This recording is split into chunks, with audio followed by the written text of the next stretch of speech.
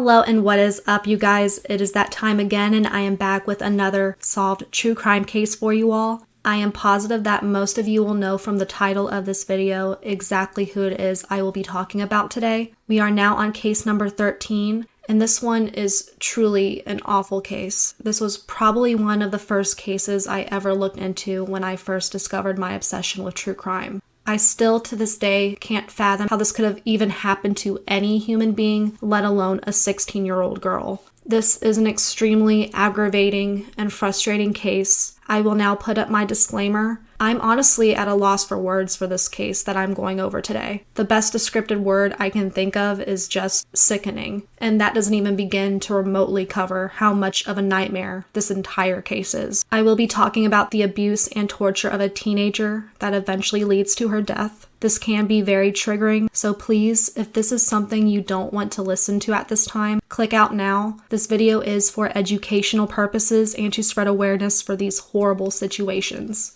I wanted to give this warning prior to me starting because I am not kidding. Every moment this innocent girl endures is absolute hell, and this will be my final warning for this entire video. Due to how many people are involved and contributed to her death, I will be referring to every perpetrator by their first name, except for the ringleader. That monster will be referred by her initials only. You all know that I hate calling killers by their names because, in my opinion, they don't deserve to be remembered or given any type of respect. But for this case, to avoid any confusion, I will be referring to almost everyone by their first name. With that being said, let's go ahead and begin. This is the devastating and prolonged murder of Sylvia Likens. Sylvia Marie Likens was born on January 3rd, 1949 in southern Boone County, which is northwest of Indianapolis, Indiana. She was the middle born of 5 children to Lester and Betty Likens. Sylvia was actually born between 2 sets of fraternal twins. She had an older brother and sister, Daniel and Diana, who were 2 years older.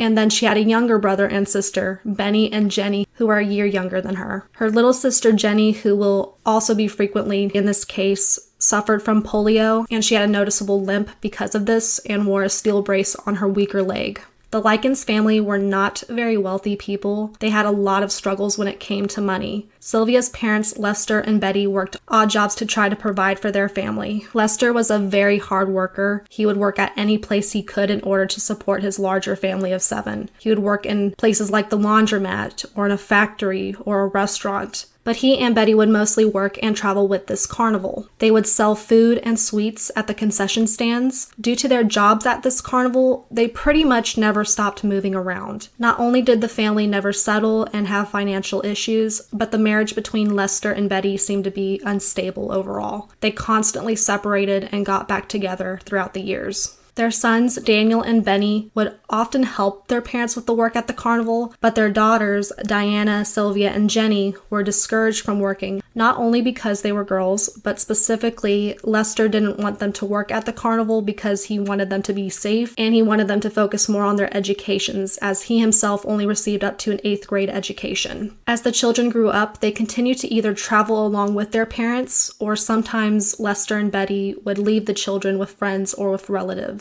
Although to most people this may not be the most ideal situation for the kids to grow up in, Lester and Betty did the best they could for their kids. Sylvia Likens was described as a very sweet and obedient young girl. Her family would often call her by the nickname Cookie. She did have a small accident when she was little. She was playing with one of her brothers when she was about 7 years old, and she ended up falling down, which made her lose her front tooth. Because she was missing this tooth, she would not give anyone an open smile, especially for pictures. Despite this, she was always described as, and was, an extremely pretty girl. She was very friendly and confident when she spoke. Sylvia was also very smart, but due to constantly moving from public school to public school, her grades did suffer as she fell behind in her education. She loved to listen to music. Specifically, she loved listening to the Beatles. She would spend hours just listening to records of artists that she enjoyed. Sylvia Likens was very supportive of her parents. She had no issues whenever her parents had to leave for work to make money for their family. But one thing that is very apparent about Sylvia is how protective and caring she was toward her sister Jenny. Sylvia loved Jenny and did everything within her power to protect her. She knew Jenny was more fragile physically and emotionally, and she would always help Jenny with everything and anything she needed help with. Sylvia had a beautiful personality inside and out, but the beautiful person she was would ultimately fuel the jealousy of a demented family that would eventually lead to her death. It was July of the year 1965. Life was going on as normal for the Likens family. Lester had decided to travel once again with the carnival, and he was preparing to leave for this work. By this time, the oldest sister, Diana, had gotten married and was no longer living with the family. Daniel and Benny at the time were living with their grandparents, and Sylvia and Jenny were with their mother, Betty. At this point during the summer of 1965, Sylvia was 16 years old, Jenny was 15 years old, and they recently met and became friends with a teenage girl named Paula. The three girls had been hanging out with each other, spending time together throughout the majority of the summer. But in early July, Betty was caught shoplifting and she was arrested. After the arrest, Lester decided that Betty was now going to come with him so they would both be working at the carnival. With this decision, Lester and Betty had to figure out where Sylvia and Jenny were going to go. That is when Lester met Paula's mother, Gertrude Benezuski, who from now on I will only refer to her as GB. When Lester met GB, he was under the assumption that her last name was actually Wright. He didn't even know her real name upon meeting her. Lester had explained to her the situation, how he and Betty would be leaving to travel with the carnival for their work, and how he needed a place for his daughters to stay for a couple of months. GB, as far as Lester knew, seemed nice enough to him. She offered her home to Sylvia and Jenny and promised their father that she would take care of them and treat them as if they were her own. Lester promised GB that he would be sending $20 to her every week while she was taking care of the girls. GB was extremely happy about being paid to take care of Sylvia and Jenny, as she was a single mother raising 7 kids on her own. Her family had more financial troubles than the Likens family had experienced. It seems like Lester didn't take much time or thought in deciding that this home would be beneficial for his daughters. He just simply assumed that the girls would be safe being with GB and her kids, but this couldn't be farther from the truth.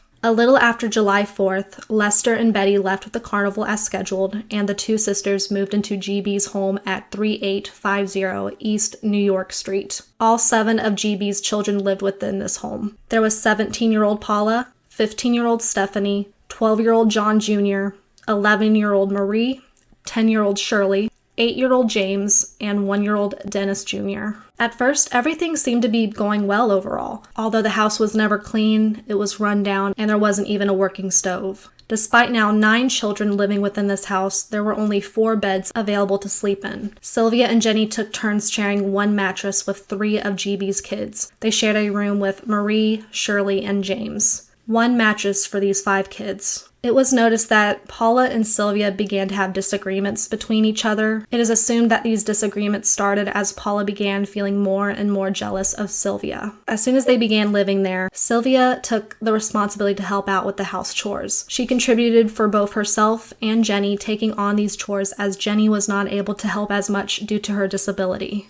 At this time, GB was in no condition to take care of these 9 kids. She was an abusive alcoholic chain smoker, she had asthma, and she was suffering from a severe case of depression, which she would take several doses of medication for throughout the day, every day. GB, who was 36 years old at the time, had already gone through several divorces, and she herself had been abused by her partners for years. I could go on and on about my true feelings about this bitch of a woman, but honestly, she isn't even worth the time, so let's move on. This house that Sylvia and Jenny stayed at was known as the go-to house in the neighborhood. Kids would fly in and out of the house. They would drink beer, smoke cigarettes. The kids would have sex. The kids pretty much did whatever they wanted. And they did all these things right in front of GB's eyes. And for lack of better term of phrase, she didn't give a shit.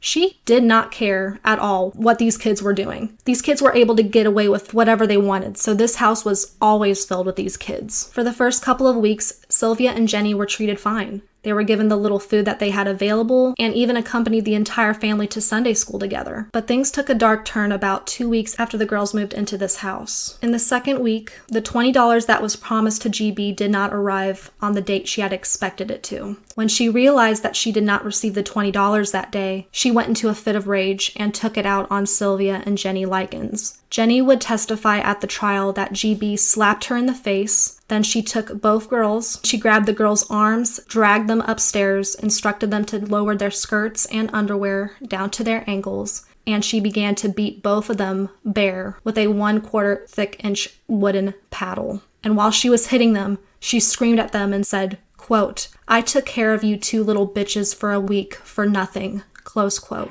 And then this $20 that she flipped out about came into the mail the very next day. And this was just the start of the horrors that Sylvia and Jenny would endure. Their father, Lester, actually visited the girls about a week after this beating. And when he visited, he literally walked into the living room and maybe saw the kitchen. He didn't go anywhere else in the house, so he still did not know exactly what conditions his daughters were living in. And on top of that, Sylvia and Jenny did not tell their father about how GB had beat them with the paddle. They kept quiet. They seemed to either be too scared or simply they just didn't want to make things worse for themselves while they were living in this house. So Lester, thinking everything was going well, he paid GB another $20 up front and he then left back to work. Week by week, the situation for Sylvia and Jenny Likens became worse and worse. GB began making petty excuses to beat both girls, such as, for example, if the girls ate too much food. GB liked beating these girls. She felt in control when she hurt these innocent girls. There was another incident where Sylvia and Jenny collected soda bottles from the trash and they turned in these bottles for some money,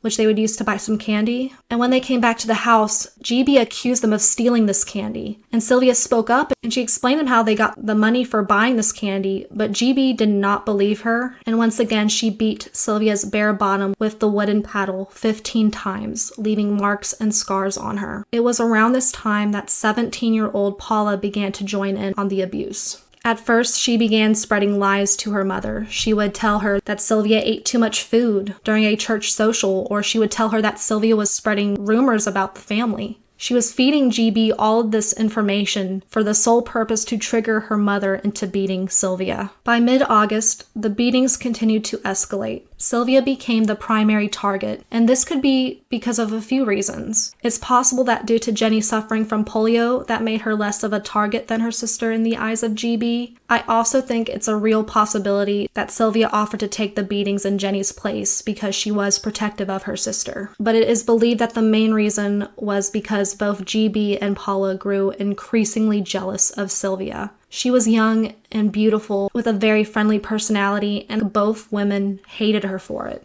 GB was looking twice her age at this point. She was underweight and frail, and Paula was often described as not being as pretty as Sylvia. And on top of that, it was recently discovered that Paula had gotten pregnant by a married man who wanted nothing to do with her or the baby when he found out about her pregnancy. In mid-August, Sylvia and Jenny did attend high school for a while, but things back at the home grew increasingly worse for Sylvia. She was verbally abused. GB would call her names, and this is around the time when she began starving Sylvia. She would barely give Sylvia any food at all. She would be only given leftovers or make her eat spoiled or rotten food from the garbage cans. One day, Sylvia and Jenny saw their older sister Diana at the local park. During this meeting, the girls were actually with Marie, GB's 11-year-old daughter, and because she was there, neither Sylvia or Jenny told their sister about the abuse that had been going on. But Sylvia, who was starting to be starved, told Diana that she was hungry, and Diana ended up giving her a sandwich to eat.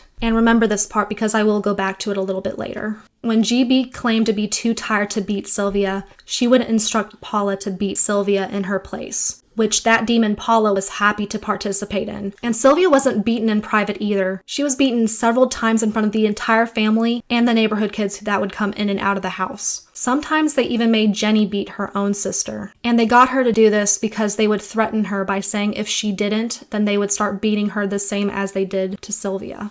On another occasion, GB, Paula, and a neighborhood boy by the name of Randy Lepper force-fed Sylvia this hot dog that was loaded with several condiments. And because Sylvia was barely eating anything, when she was forced to eat this entire hot dog, she threw it up as a result. And then these three people forced Sylvia to eat what she had just vomited. A few days after this, Paula punched Sylvia so hard in the face with such force multiple times that she ended up breaking her own wrist in the process. And then she would later continuously use her hard cast and hit Sylvia with it. The hell that the 16-year-old girl went through just escalates beyond anyone's imagination. By the month of September, Sylvia's abuse torment, and humiliation seemed to become a source of entertainment for the entire family. At one point, Sylvia admitted and was talking about how she had a boyfriend during the spring of 1965 when her family briefly lived in Long Beach, California. GB overheard this conversation and she asked Sylvia if she had ever done anything with that boy, and Sylvia did admit that she let him touch her. And upon hearing this, GB went completely ballistic. She called Sylvia a prostitute. She was going around telling everyone in the house, her kids, the neighborhood kids, how Sylvia could be pregnant, even though this boy only touched her. And she was just telling all of the girls inside the house that if they ever let a boy touch them, then they would become pregnant too. GB then kicked Sylvia in the genitals, and then Paula decides she wanted to get involved as well, not being a hypocrite at all, by the way, because remember, she was about 3 months pregnant herself, but that's besides the point. Paula throws Sylvia off of the chair she was sitting in, and she told her, because of how filthy of a girl she was, that she was no longer allowed to sit in a chair. Up until this point, Sylvia had not done anything to this family. She kept quiet. She took the abuse. She didn't retaliate until after this incident. Sylvia was rightfully angry with the entire family she had been living with, and she, in her one act of revenge, she told some kids at their high school that Paula and her 15-year-old sister Stephanie were both prostitutes. Stephanie ended up hearing this rumor, and she found out very quickly that it started with Sylvia, and she gets pissed and she runs to go tell her mother, GB. Then Stephanie's 15-year-old boyfriend, his name is Coy Hubbard, also hears this rumor and how it was started by Sylvia. He goes straight to the family's home and he proceeds to brutally attack Sylvia. He slapped her, he banged her head against the wall, he was choking her, and GB comes in and sees him beating Sylvia, and she joins in the attack and beats Sylvia with her wooden paddle. She was so infuriated at Sylvia for spreading this rumor about her daughters that this is when she began encouraging not only all of her kids, but she encouraged all of the neighborhood kids, all of their friends, to hit and beat Sylvia and do anything they wanted to her. Sylvia was no longer a human being to these awful people. She had now become a punching bag for the entire neighborhood. It became a routine for the neighborhood kids to gather around to this house and use Sylvia's body for judo practice sessions. They kicked and punched her. They threw her against the walls. They threw her down the stairs. They began to burn her with cigarettes. She was kicked in her genitals so many times. She had lacerations all over her body. And on one occasion, when all of these kids were over, GB forced Sylvia to strip naked with everyone around. GB, her kids, the neighbor kids. Jenny was even there for this, and she made Sylvia insert an empty Coca-Cola bottle into her vagina. And she said she made her do this to, quote unquote, prove to her sister Jenny what kind of a girl she really was. I don't know what GB's obsession was with trying to prove to everyone that this 16-year-old girl was some sort of a prostitute, but she kept going back to this continuously, saying that Sylvia was this filthy girl when she clearly wasn't. And it breaks my heart how much she suffered through all of this. GB started coming up with these lies. She would tell either her kids or the neighborhood kids that Sylvia had insulted them. She would go up to one of the kids and say, "Hey, Sylvia called you this again. You better go teach her a lesson." She was encouraging all these kids to attack Sylvia, and they would.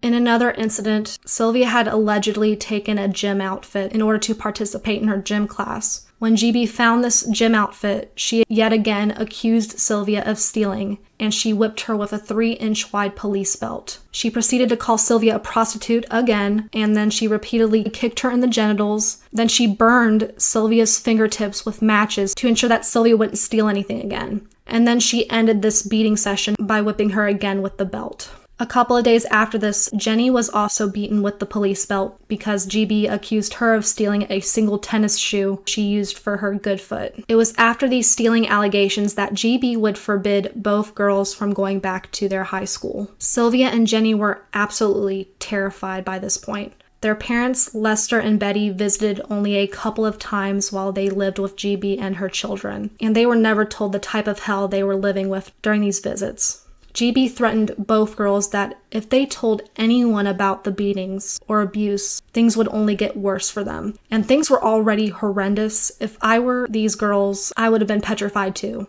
At one point in September, Sylvia and Jenny happened to see their older sister Diana at the park once again, and for the first time, the girls gained enough courage to tell someone what was going on. They told Diana about the abuse that GB had been putting them through, and Diana unfortunately thought that they were over-exaggerating the situation. She didn't believe the extent of the abuse her sisters were claiming, and feeling defeated, Sylvia and Jenny headed back to the Hell House. Remember, a few weeks prior to this, Sylvia and Jenny had met Diana before at the park in early August, when Diana had given Sylvia a sandwich to eat. Well, at the end of September, Marie, the daughter who had been with the sisters when that happened, decided that it was a great time to inform GB that Sylvia had eaten the sandwich, and GB went into another fit of rage when she heard this. She accused Sylvia, who was on the verge of starvation by this point, she accused her of engaging in gluttony. Both she and Paula choked and bludgeoned Sylvia. They then forced her to have a scalding hot bath to quote-unquote cleanse her of sin. This bath was so scalding hot that Sylvia fainted multiple times during this bath, and when she would faint, GB grabbed her hair and banged her head against the bathtub to wake her up. A few days after this, a father of one of the neighborhood boys who frequently visited GB's home anonymously contacted the high school Sylvia and Jenny had been attending, which was called the Arsenal Technical High School, and he reported to them that there was a girl with several open sores living within GB's home. When the school had gotten this call, they realized that Sylvia and Jenny Likens had not been attending school for the past couple of weeks, so they did send one of the school's nurses to GB's home to check out the situation. When the nurse came, GB told her that Sylvia had ran away the week before, and she didn't know her current whereabouts. She told her outrageously that Sylvia was out of control. She told her that she was a bad influence to her kids and to her sister Jenny. She also told her that the reason why Sylvia had these open sores was due to her having poor hygiene, which doesn't even make any sense, but anyway, this nurse apparently believed these lies and didn't bother to investigate the situation any further. She just took GB's word for it, and it apparently didn't matter that a 16-year-old girl with open sores was missing. There was absolutely no effort in even trying to see if GB was even telling the truth, and that is just so aggravating to me. And there was another set of neighbors who also witnessed the abuse of Sylvia. A middle-aged couple named Raymond and Phyllis Vermillion, who were GB's immediate neighbors, witnessed Paula hitting Sylvia on 2 separate occasions. They admitted that on both occasions, Sylvia had a black eye, and they claimed she appeared disoriented and described her as extremely meek. And yet, even though they witnessed Sylvia being hit with their own eyes, they did nothing. They didn't report this to the police. They didn't even bother to say anything while this was happening in front of them. I don't know what the hell was wrong with this entire neighborhood, but they all were sick individuals, and every single one of them that were aware of what was going on inside this house disgusts me. All of them failed Sylvia. Any one of them, the neighbors, the kids, any of these people could have reported Sylvia's constant abuse. They could have reported GB for initiating all of this torture, but no one did. No one said anything until it was way too late to save her. On October 1st, 1965, Diana, the older sister of Sylvia and Jenny, finds out the address that her sisters had been staying at. She goes to the house, GB opens the door, Diana explains who she is, and she says she just wants to visit her sisters, and GB refuses to let her in. She tells Diana that she had received permission from their parents, Lester and Betty, not to allow Sylvia or Jenny to see her. GB told Diana to leave her property or she would contact the police. And Diana, who was completely confused, does leave, but now she is highly suspicious of what was going on inside that house. So she contacted social services and reported that she was worried about her sisters. When someone from social services came to the house, GB gave them pretty much the same story she told the school nurse. She tells social services that Sylvia ran away and doesn't know where she is. She then forces Jenny to confirm her story, and Jenny also tells them that her sister had ran away and that she hadn't seen her.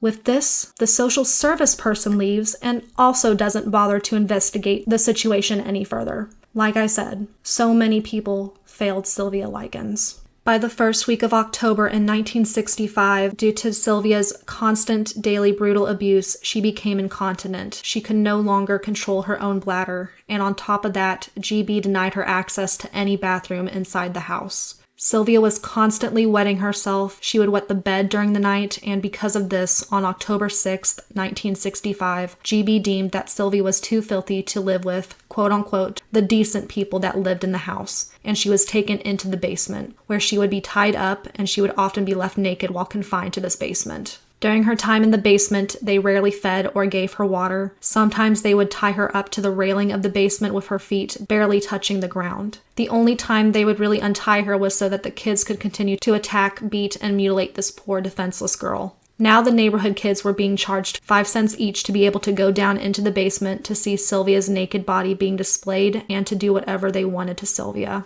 The bloodlust for these psychopaths just got worse and worse by the day. It was almost like a game to see who could cause Sylvia the most pain by beating, cutting, hitting, burning, and mutilating her body. Since Sylvia was incontinent, she was constantly dirty, so GB began to do like this daily bath ritual. She would take Sylvia, she would tie her arms and legs, and she would either get assistance from her kids or the neighborhood kids to help restrain and gag Sylvia. She would fill the bathtub with scalding hot water, and they would place her into this hot burning water. And then after giving her this scalding bath, she would then rub salt into Sylvia's wounds. Mind you, Sylvia constantly had so many open wounds. The pain she must have felt is unimaginable to me. And she did this to her several times. A couple of days later, GB's son, John Jr., who was 12 years old at the time, grabbed a dirty diaper from her youngest child, Dennis Jr., who was a 1-year-old baby. He rubbed the urine and feces that was in this diaper into Sylvia's mouth. And then he gave her half a cup of water, and he told her that this would be all the water that she would get for the day. On October 22nd, John Jr. came back into the basement with a bowl of soup, and this little psychopathic bastard tormented Sylvia, who was extremely malnourished. He would let her use her fingers to eat the soup, and then he would push the bowl away from her. That same night, GB had allowed Sylvia to sleep upstairs with the condition that she could not urinate on herself, or there would be consequences. But the following morning, on October 23rd, GB discovered that Sylvia, who, like I said, no longer had any control over her own bladder, had urinated on the bed. She then grabbed Sylvia, brought her in front of all the kids. She then made Sylvia strip naked, and she stated, quote, "You branded my daughters, now I'm going to brand you," close quote. She then grabbed a heated needle and began carving letters into Sylvia's stomach, but she wasn't able to finish carving the words because she claimed to be too tired, so she told a 14-year-old neighbor named Richard Hobbs to finish carving the words into Sylvia's stomach. Richard was pretty much a lapdog to GB. She had groomed him to the point where he did anything and everything she told him to do, and carving the words onto a teenage girl's stomach that at the end read, "I am a prostitute and proud of it," was no exception. This 14-year-old carved these words into Sylvia's stomach with no hesitation just because GB was the one who asked him to. After he was finished, he took Sylvia with the help of GB's 10-year-old daughter Shirley back down to the basement, and the two of them attempted to use an anchor bolt to burn the letter S beneath Sylvia's left breast. As they were burning this onto her skin, one section of the loop was applied backwards, and instead of them making an S, they ended up making the number 3. GB then came down into the basement and taunted Sylvia by saying, quote, "Sylvia, what are you going to do now? You can't get married now. What are you going to do?" Close quote. And Sylvia replied very weakly, quote, "I guess there's nothing I can do." Close quote. That same night, Jenny snuck into the basement to see Sylvia, and Sylvia told her sister, quote, "Jenny, I know you don't want me to die, but I'm going to die. I can tell it." Close quote. A 16-year-old girl telling this to her baby sister. And then poor Jenny hearing this from her sister, watching her as she slowly dies from this horrible torture. Her sister, who spent her entire life trying to protect Jenny. It's all just so undeniably heartbreaking. Not only did Sylvia know she was going to pass away soon, but GB clearly knew she was going to as well, because on the next day, GB forced Sylvia to handwrite a letter to her parents. And of course, GB instructed her exactly what to write. And this is what the letter read. To Mr. and Mrs. Likens. And I'm going to stop right there for a second. I already don't understand why it wasn't addressed to mom and dad. Based on that alone, I would have automatically assumed that Sylvia didn't write this letter. But anyway, continuing on. To Mr. and Mrs. Likens. I went with a gang of boys in the middle of the night, and they said that they would pay me if I would give them something. So I got in the car, and they all got what they wanted. And when they got finished, they beat me up and left sores on my face and all over my body. And they also put on my stomach, "I am a prostitute and proud of it." I have done just about everything that I could just to make Gertie mad and cause Gertie more money than she's got. I've torn up a new mattress and peed on it. I have also cost Gertie doctor bills that she really can't pay and made Gertie a nervous wreck and all her kids. So already, GB was trying to figure out a narrative so she could explain what happened to Sylvia once she succumbed to her injuries. She's actively planning for her death before she's even died.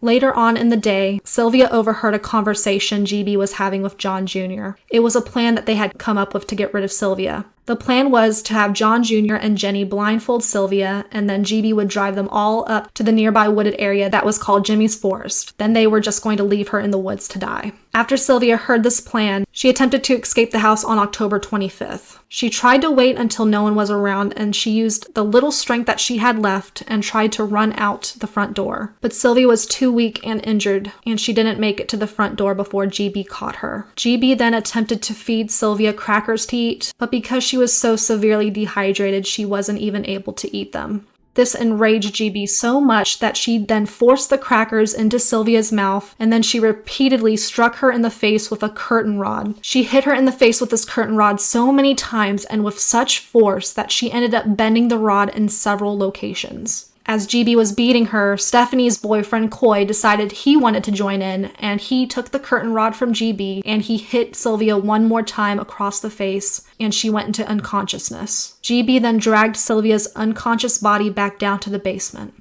In the middle of the night, Sylvia Likens made one last attempt to escape this hell, and she tried to get help. She used her last bit of energy. She picked up a spade that was in the basement, and she banged it against the walls and started screaming for help. And unbelievably, a neighbor would later admit that they actually heard the banging, and they were even able to pinpoint which house it was coming from. This neighbor later claimed that the noise stopped around 3 a.m., and they decided not to contact the police because the noise stopped.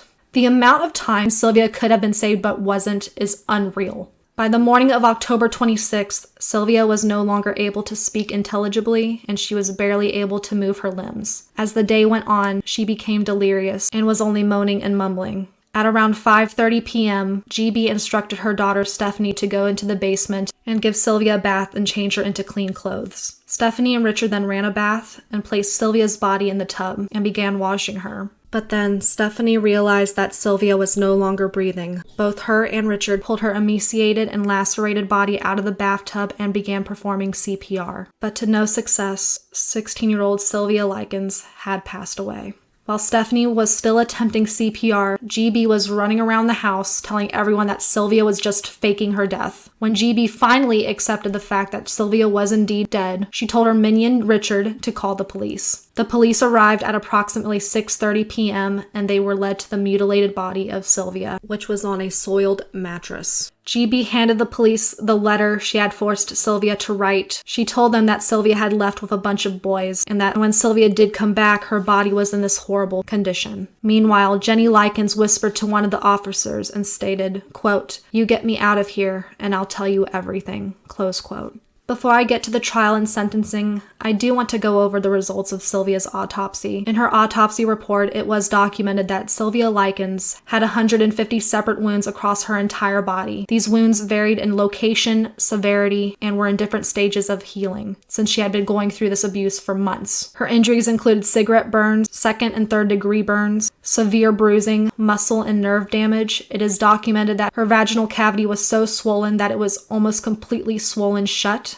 Her fingernails were broken backwards. Sylvia had also actually bitten through her own lips to the point that they were almost severed from her face. Coroner Dr. Arthur Kebbel listed Sylvia Likens' official cause of death as a subdural hematoma, or brain swelling caused by a blow to her right temple, and along with shock and malnutrition also as the cause of death. Her body eventually just shut completely down, being tortured and starved to death. Sylvia Likens' funeral was held on October 29th, 1965. More than 100 people attended her funeral, and her casket remained opened throughout the entire ceremony. She was buried in the Oak Hill Cemetery with her headstone inscribed with the words, "Our darling daughter." So now we will get into the trial and sentencing portion of this case. And if you all weren't already upset, wait until you hear what happens to all of the people involved with this murder. So upon hearing Jenny Likens' devastating statement, she told the police everything that happened during the couple of months they lived with GB. The police immediately arrested GB, Paula, Stephanie, John Jr., Richard, and Stephanie's boyfriend Coy, all on the same day of Sylvia's death. GB's youngest children, Marie, Shirley, James, and Dennis Jr., were placed in separate foster homes after the arrest. 5 neighborhood children who were also involved with Sylvia's abuse and torture were arrested by October 29th and charged with causing injury to a person. Their names were Michael Monroe, Randy Lepper, Darlene McGuire, Judy Duke, and Anna Sisko. But the charges would be dropped for all 5 of these people so they could appear as witnesses and testify during the main trial for this case. Stephanie's charges were also dropped and she was given immunity after she agreed to testify against her family. The trial for the 5 others began on April 18, 1966. The prosecution did seek the death penalty for all 5 of the individuals, including John Jr., who was 13, and Richard, who was 15 at the time of the trial. It was decided that they would all be tried together instead of separately so that the jury and judge could understand the entire picture of this case. Paula at one point had to be rushed out of the courtroom to have her baby, and she decided to name this baby girl after her mother, GB, which let's all give her a round of applause for that, like seriously. During the trial, GB pled not guilty by reason of insanity. She took zero responsibility for Sylvia's murder. She blamed the entire thing on everyone else except herself. She threw all of her own kids under the bus and claimed that they were the masterminds of all of it. During her questioning, she continued the narrative that Sylvia had been the neighborhood prostitute and stated that she constantly started fights from within her home, but kept insisting that it was all of her children that initiated all the torturous abuse that she had endured. Jenny Likens also testified during the trial, and she testified that all 5 of the defendants each repeatedly and extensively, both physically and emotionally, abused Sylvia for months. She insisted that GB was the ringleader and the initiator of everything that had happened to her sister. Richard had also testified in his own defense and described what happened when the words "I am a prostitute and proud of it" were carved into Sylvia's body. He told the court that GB had started to carve the words and then she handed him the heated needle and made him finish it. He also testified that he initially didn't expect to even see Sylvia Likens at the house on the day of October 26th because GB had told him the day before that she would be getting rid of Sylvia. But probably the most prominent part of the trial was when GB's daughter Marie, who was 12 years old when she took the stand. During her questioning, she broke down in tears and admitted to heating up the needle for her mother so she could carve those words into Sylvia. She also testified that her mother was fully aware and was a part of the abuse, torture, mutilation, and humiliation that Sylvia Likens had endured. She told the jury everything that had happened to the best of her ability. She also, like Jenny, stated multiple times that all 5 defendants played active parts in tormenting Sylvia. The entire trial lasted 17 days. On May 19, 1966, the jury reached their verdict after 8 hours of deliberation. GB was found guilty of first-degree murder and was sentenced to life in prison. But in 1971, she was actually granted a second trial. She was still found guilty, but she was also granted with the possibility of parole because she was a good model prisoner. While incarcerated, she showed good behavior and she actually gained the nickname Mom while in prison. And this is so aggravating too because this monster is the furthest thing possible from a mother.